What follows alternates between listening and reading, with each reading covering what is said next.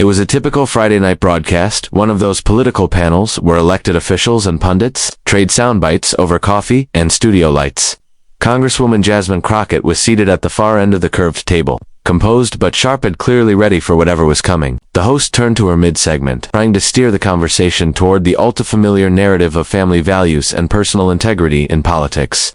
That's when everything shifted. Crockett didn't hesitate. She leaned forward just slightly, enough to signal that she wasn't going to give the usual polished response. "You know," she began, her tone calm, even amused, "I've listened to a lot of talk about values lately, about marriage, loyalty, and tradition, and I just have to ask how much of that is for the cameras." The room didn't quite freeze, but there was a tension in the air. She continued, "We hear some folks go on and on about how they're going to restore traditional American families, how they're champions of morality. But let's talk real. When someone spends more time at rallies than with their own wife, you start to wonder what kind of family values they're selling." The panelists shifted in their chairs, unsure whether to interject. But she had the floor now. It's not just the public schedule," Crockett said. "You start noticing the absence. The silence? When's the last time we saw a genuine moment between him and his wife, one that wasn't curated for a camera? It's not just about photo ops at some red carpet event or holiday function. I'm talking about real support, real presence."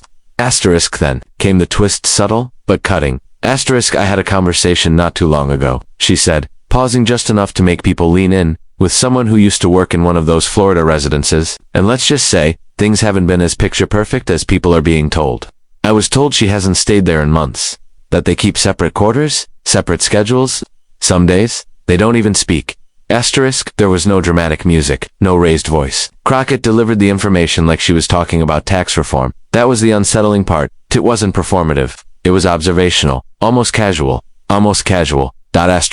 "Now, don't get me wrong," she clarified, "personal lives are personal. But when someone wraps their entire campaign in Christian family values and calls out others for not meeting their moral standards, then yes, it's fair game to ask, are you even living the values you preach?" The panel moderator attempted to pivot, sensing the clip was already making its way to social media. But Crockett wasn't finished. "I'm not here to throw stones. But if you're gonna hold the American public to a standard, if you're gonna talk about how broken families are ruining the country, then let's be honest about your own house. You can't be leading rallies about unity and tradition when your own marriage looks like a business contract." The comment landed like a quiet thunderclap. There were no shouting matches, no dramatic walk-offs, just that steady stream of truth disguised as commentary, and she never even said his name. She didn't have to. The implications were crystal clear. The figure she referred to was synonymous with a brand, one built on bravado, legacy, and control, but Crockett pierced that image with something more potent than any political rebuttal: personal reality. By sharing a subtle anecdotal truth about his domestic life, something that contradicted the image so carefully crafted, she opened the door to a larger, more uncomfortable conversation, one that didn't rely on partisan attacks, but on simple observation, and for viewers, it was impossible to unhear.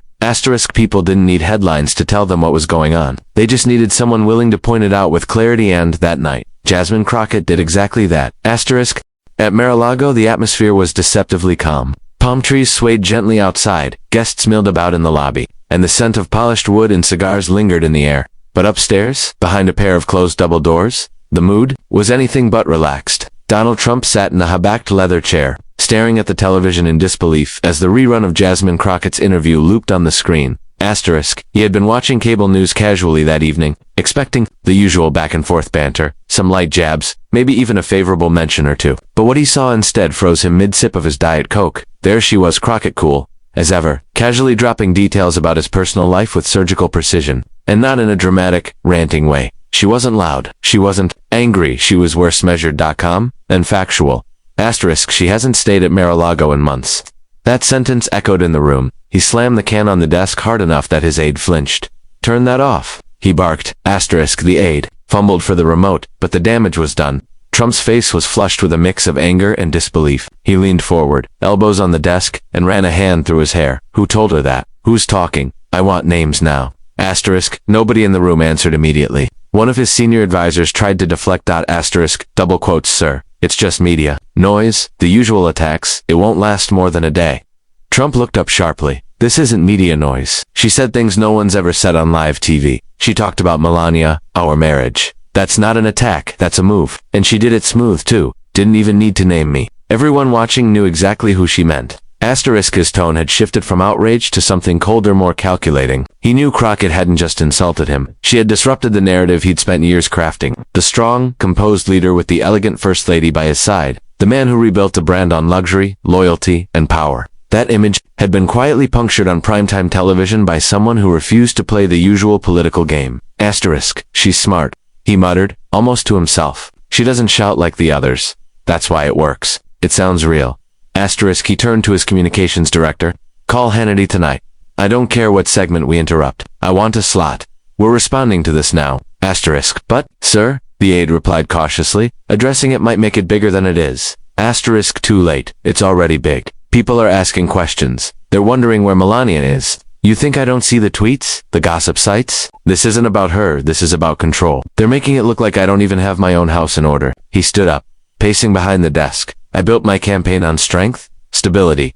People believe I don't break. But if they think my marriage is falling apart, that undermines everything. That's what she's doing, chipping away at the foundation, one quote at a time. Asterisk, his legal advisor finally spoke up. Do you want to release a statement from the First Lady's office? Asterisk, Trump stopped pacing. No, that'll make it look worse. If Melania says something now, it'll seem like we're scrambling, but we need something. A photo, an event, anything with her in it, even if it's from earlier this year. Asterisk, the team exchanged nervous glances. Everyone knew that Melania's appearances had become rare and increasingly difficult to coordinate. She had grown more private than ever, retreating behind carefully managed appearances. She had quietly withdrawn from the spotlight and from him. Asterisk, Trump noticed the hesitation. His jaw clenched. Asterisk, get something. Anything. I'm not going to let some freshman congresswoman control the story. Asterisk, his phone buzzed again, another notification. Another repost of the clip. The phrase separate quarters was trending. It wasn't just political junkies paying attention anymore. It had crossed into pop culture territory at late night shows, morning talk segments, Instagram reels. Asterisk, he picked up the phone and scrolled through the mentions. A familiar feeling stirred in his chest, not defeat, not quite, but the sting of being outmaneuvered, even temporarily, and by someone he hadn't taken seriously. That would change. The moment Jasmine Crockett's comments aired, the media wheels started turning fast. Newsrooms across the country buzzed as editors scrambled to verify the subtle bombshell she had just dropped. It wasn't every day that a sitting member of Congress made pointed implications about a former president's marriage on live television, especially without any dramatic flair or accusatory tone. That calm delivery made it hit harder, and the media smelled something real. Asterisk, by the next morning, clips of the interview had gone viral across multiple platforms. But what made it explode wasn't just the remarks themselves, it was what happened. Afterward, within 24 hours, multiple media outlets began receiving calls and messages from anonymous sources, former staffers, and insiders who claimed they had more to share. The floodgates had opened. Asterisk, one of the first outlets to publish, was the Daily Beast. In an early Saturday piece, they quoted an unnamed Mar-a-Lago employee who said, "People on the inside have known for months that Melania and Mr. Trump live mostly separate lives. She has her own space, her own routine. They might appear together for big events, but that's about it." That one line, "live mostly separate lives," echoed across the media landscape. CNN followed suit, digging into the claims with their own sources. A segment ran that evening where a former White House aide confirmed that Melania had been spending extended time at her own residence in Maryland, and that she had not participated in any strategic meetings or campaign planning sessions. The host looked into the camera after reading the quote and said plainly, "This lines up with what Congresswoman Crockett said. It raises serious questions about the image Donald Trump has spent years maintaining." Asterisk, Fox News, typically defensive of Trump, took a more cautious approach. But even they couldn't ignore the traction the story had gained. Their media panel framed it as a coordinated narrative push and questioned the motives behind the leak. Still, they didn't deny the facts. One contributor reluctantly admitted, "If this were any other public figure, we'd be asking why the spouse is absent from major campaign events." Asterisk, by Sunday, it wasn't just politics anymore. Morning talk shows ran with it. TMZ and Page Six published pieces questioning whether there had been a quiet separation. Social media influencers and podcast hosts dissected Crockett's remarks like it was a mystery novel.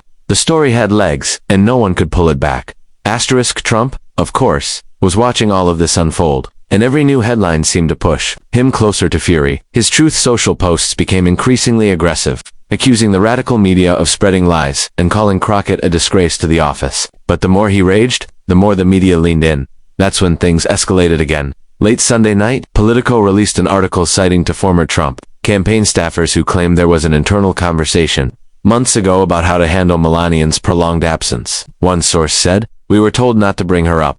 No questions, no strategy around her image. It was like she didn't exist." Asterisk, that quote hit the headlines like a firecracker. Like she didn't exist became a trending phrase, shorthand for the quiet unraveling happening behind the scenes. It no longer felt like gossip, it felt documented, structured, verified. Asterisk, the impact was immediate. Voters started talking, not just Trump's critics, but even his supporters. On conservative forums, some began asking why Melania had remained invisible for so long. A few asked if this was why she hadn't joined him at rallies or stood beside him during key campaign announcements. Others wondered if the separation had affected his decision-making behind closed doors. Asterisk, what Crockett had done or not was expose a vulnerability no one had dared to address directly before. She hadn't shouted it or turned it into a political attack ad. She had simply placed it on the table, like a card everyone pretended wasn't in the deck. Once it was out there, others began laying down their own cards too. And the picture they painted wasn't flattering. Asterisk, reporters tried to get a comment from Melania's office. No response.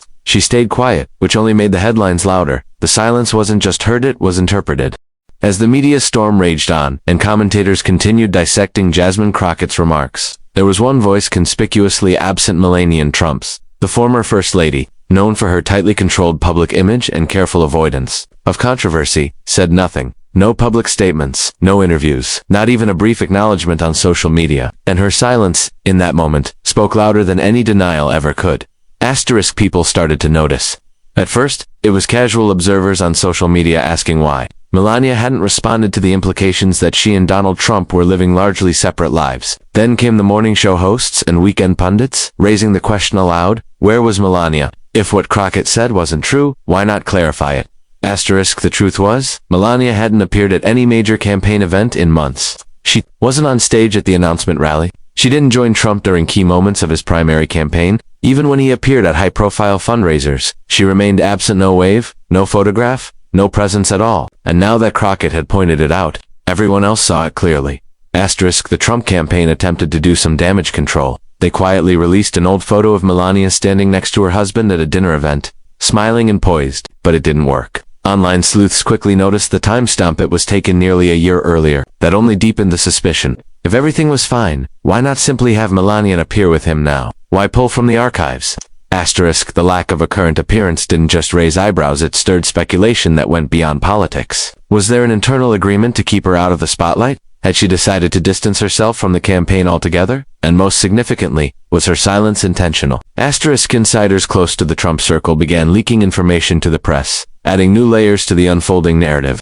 One source told Vanity Fair that Melania was extremely aware of what Crockett had said, and had chosen not to respond. She doesn't want to engage in that kind of back and forth, the source said. But more than that, she doesn't want to be used as a prop. She's made her boundaries clear. Asterisk, that line, she doesn't want to be used as a prop, quickly took on a life of its own. Commentators debated whether it was a subtle admission of friction within the marriage, or simply Melania exercising her autonomy. Either way, it aligned with the image that Crockett had carefully outlined. A woman removed from the campaign trail, not out of shyness, but by choice. Asterisk, even Trump loyalists couldn't fully explain her absence. Some tried, pointing to her desire for privacy or the protective bubble she had always maintained around her personal life, but others struggled. After all, this was a campaign built on optics. Trump understood the power of an image. He knew that standing on stage with Melania projected unity, elegance, and traditional values. Her absence wasn't just a missing figure, it was a message, and people were reading it. Asterisk, behind closed doors, Trump reportedly fumed at the lack of support. According to a leaked email from a staffer, there were repeated efforts to encourage Melania to appear publicly, even if just briefly, to quiet the media speculation. But each time, the response was the same: not now. That answer sent a clear signal not just to Trump's team, but to the public, and the public was watching. Online forums filled with speculation. Some believed Melania was waiting for the campaign to pass. Others suggested she was negotiating terms, both personally and financially, before re-emerging. A few argued she might not appear at all. Asterisk, whatever the truth, one fact remained undeniable. Her silence had become its own narrative. It confirmed, for many, what Crockett had so deftly implied, that behind the polished campaign speeches and American flags, something deeper was unraveling. Asterisk, the woman who once stood beside Donald Trump with quiet elegance and unwavering poise, was now nowhere to be seen. And in her absence, she had unwittingly validated the one question Donald Trump didn't want voters asking. If everything was fine, why won't she say so? In the world of politics, image is everything. Campaigns are carefully staged, every handshake, every smile, every flag in the background calculated to send a message. And for Donald Trump, that message has always been rooted in power, dominance, and control of the narrative of his brand. And, most importantly, of public perception. But JasmineCrockett's.com, carefully worded remarks, pulled back the curtain in a way few have dared. And once she did, everything that followed took on a new light. Asterisk, she didn't shout, she didn't accuse, she didn't even mention his name, but what she said struck a nerve, not because it was inflammatory, but because it was plausible. It connected with something many Americans had quietly wondered about, but hadn't seen addressed so directly. The glaring absence of Melania and Trump. Asterisk, the silence that followed both from Melania and from Trump's campaign didn't settle the matter. It deepened it. For every attempt to pivot or deflect, another unanswered question emerged. Why hadn't she joined him on stage? Why hadn't she spoken out, even to defend her husband? And why, when the story began to spiral, did no one from their inner circle offer a clear real-time denial? Asterisk, in politics, timing matters as much as truth. And in this case, silence came at the worst possible moment. Crockett's remarks didn't just raise questions about Trump's marriage, they cast doubt on the authenticity of the values he so frequently invokes. How could a man sell himself as the champion of family, loyalty, and tradition while seemingly detached from his own spouse? Asterisk, Melania's decision to stay quiet, whether out of principle, discomfort, or personal preference, ended up confirming more than any statement ever could. She didn't rush to the podium to defend her husband. She didn't offer a social media post. She remained invisible, and that invisibility became its own answer.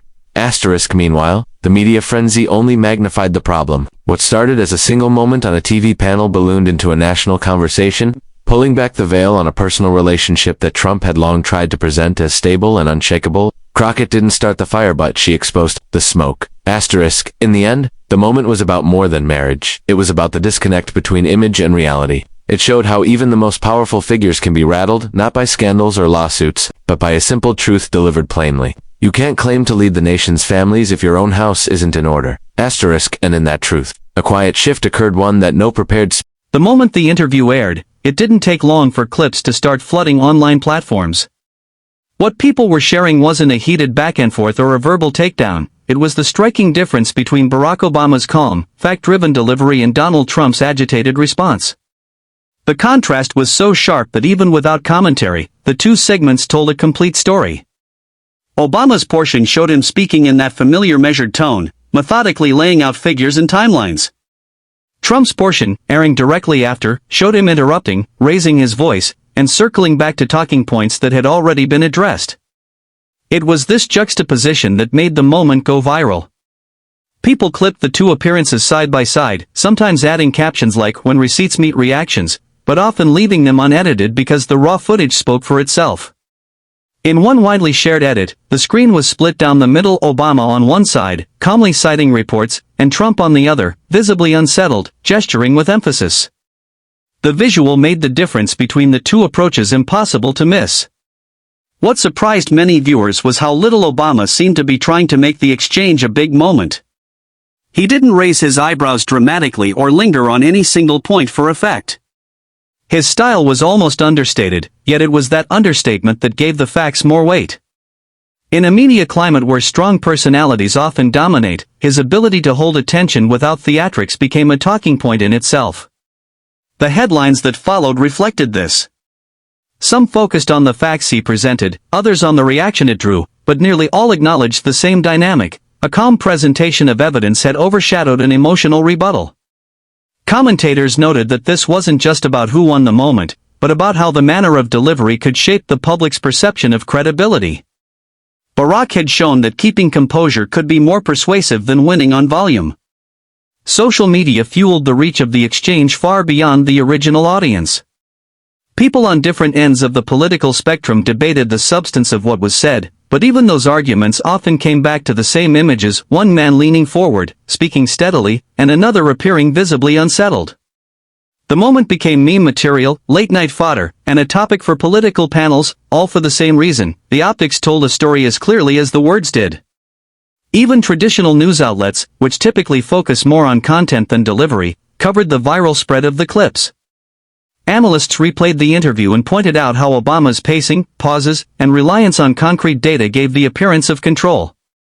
They contrasted that with Trump's rapid shifts in tone and tendency to deflect questions, suggesting that the difference in presentation shaped how viewers processed the exchange. The effect wasn't about political alignment, it was about communication style and the unspoken messages it sends. For Barack, this wasn't new territory. His political career had been built in part on an ability to remain steady under pressure, but here, the context made that skill even more visible. By not engaging in theatrics, he left no distractions between the audience and the facts. That clarity allowed the public to not only hear his points but also see how they stood unshaken in the face of pushback. The viral spread amplified this lesson, making the moment more than just a segment on a news program. It became an example of how composure can become its own kind of power. The lasting impact came from the fact that the story didn't end when the cameras stopped rolling. People continued to share and discuss it for days, often using it as a reference in conversations about truth and accountability. The more it circulated, the more it solidified in the public memory as a moment where fact met reaction, and fact held its ground. That kind of endurance in the public conversation doesn't happen often. It takes a combination of timing, delivery, and undeniable substance. For those who watched live, the memory of the exchange was tied to the atmosphere in the studio, the shift in energy when Obama spoke, the way the audience seemed to lean in, and the tension that built before Trump's segment. For those who watched later, the impact came through in the edits and replays, where the contrast was distilled into its purest form. In either case, the takeaway was the same: calm, verifiable truth had not only countered but outlasted the noise. In the end, the moment stood as a reminder that the way something is said can be just as important as what is said. Barack Obama didn't rely on forceful rhetoric, grand gestures, or cutting one-liners to make his point. He relied on the quiet strength of preparation, the clarity of evidence, and the discipline to let the truth speak without embellishment. That approach not only conveyed his points clearly but also left little room for them to be dismissed as partisan spin. Donald Trump's reaction, whether intentional or instinctive, played an equally important role in how the moment was remembered. By showing visible frustration and leaning heavily on repetition rather than directly addressing the specifics, he inadvertently reinforced the contrast that made Obama's calm so striking. What might have been a typical exchange between two political figures turned into a case study in how demeanor shapes perception. For viewers, the exchange offered more than just political theater. It became an example of the value of measured communication in a world where conversations are often dominated by speed, volume, and sensationalism. Many took away the idea that facts presented plainly, without the distraction of emotional overreach, can carry more influence than even the most impassioned speeches. The viral spread of the interview proved that this kind of approach still resonates, especially when it allows audiences to see the truth for themselves rather than being told what to think. The broader impact went beyond the immediate news cycle. Commentators and communication experts began referencing the interview when discussing political strategy, leadership style, and even media training. They noted that while the truth can be contested in words, it becomes much harder to challenge when paired with steady, consistent delivery. The moment also showed that in an age of rapid information exchange, the calm presentation of facts can travel just as far, and sometimes farther, than the loudest argument in the room. What lingered most, though, was the image of two very different styles colliding in the same broadcast. On one side, a careful, deliberate explanation backed by verifiable evidence. On the other, a fast-paced, emotionally charged rebuttal. Neither man changed who he was for the moment, they both stayed true to their established personas, but the side-by-side nature of the exchange allowed viewers to decide for themselves which approach they found more convincing. That decision, of course, often fell along political lines.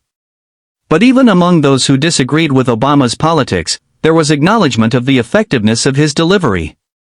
And for those who were already aligned with his perspective, the interview became another example of why they trusted his word. Either way, the conversation sparked by that single evening underscored the enduring truth that facts matter. And that the calm, confident presentation of them can sometimes do more damage to false